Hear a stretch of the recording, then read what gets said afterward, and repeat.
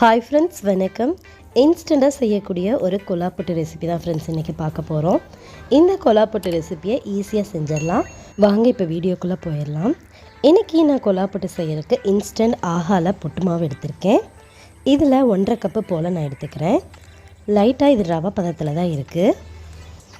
இதுக்கு நான் இன்றைக்கி வெல்லம் எடுத்திருக்கேன். வெல்லத்தை நல்லா காய்ச்சி வச்சுருக்கேன். பதமெல்லாம் எதுவும் தேவையில்லை. வெல்லம் காய்ச்சும் போதே 2 ஏலக்காயும் நான் போட்டிருக்கேன். இது கூட ஒரு பிஞ்ச் போல் உப்பு சேர்த்துக்கலாம். கரைச்சி வச்ச வெல்லத்தை சேர்த்து நல்லா பிசைஞ்சு விட்டுக்கலாம். நல்லா பிரட்டி விடுங்க. பதம் பார்த்திங்கன்னா உங்களுக்கு பிடிக்கும்போது பிடிக்கணும், உதுத்து விடும்போது உதிரணும். இதுதான் உங்களுக்கு பதம்.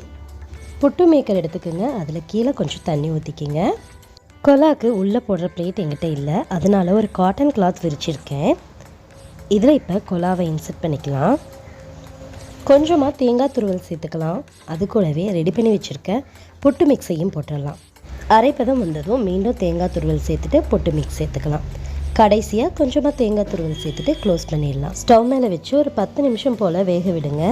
இந்த ஹோல்ஸில் ஆவி பறக்கணும், அப்போ தான் வெந்துருச்சுன்னு அர்த்தம். புட்டு ரெடி ஆனதும் மெதுவாக ஒரு குச்சி வச்சு தள்ளி விடுங்க. பாருங்கள், சூப்பரான கொலா புட்டு ரெடி ஆயிடுச்சு. இதுக்கு மேலே கொஞ்சமாக நீங்கள் வெல்லம் தண்ணி சேர்த்துக்குங்க.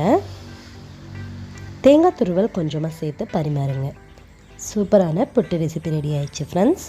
இந்த புட்டு ரெசிப்பியை நீங்களும் செஞ்சு பார்த்துட்டு எப்படி இருந்துச்சுன்ட்டு கமெண்ட்ஸில் சொல்லுங்கள். ரியா குக்கிங் அண்ட் வ்ளாக்கு சப்ஸ்கிரைப் பண்ணிவிட்டு பெல் ஐக்கானை டச் பண்ணி ஆளுங்கிற ஆப்ஷன் கொடுத்துருங்க. அப்போ தான் நான் போடுற வீடியோஸ் உங்களுக்கு நோட்டிஃபிகேஷனில் வரும். தேங்க்யூ. தேங்க்ஸ் ஃபார் வாட்சிங்.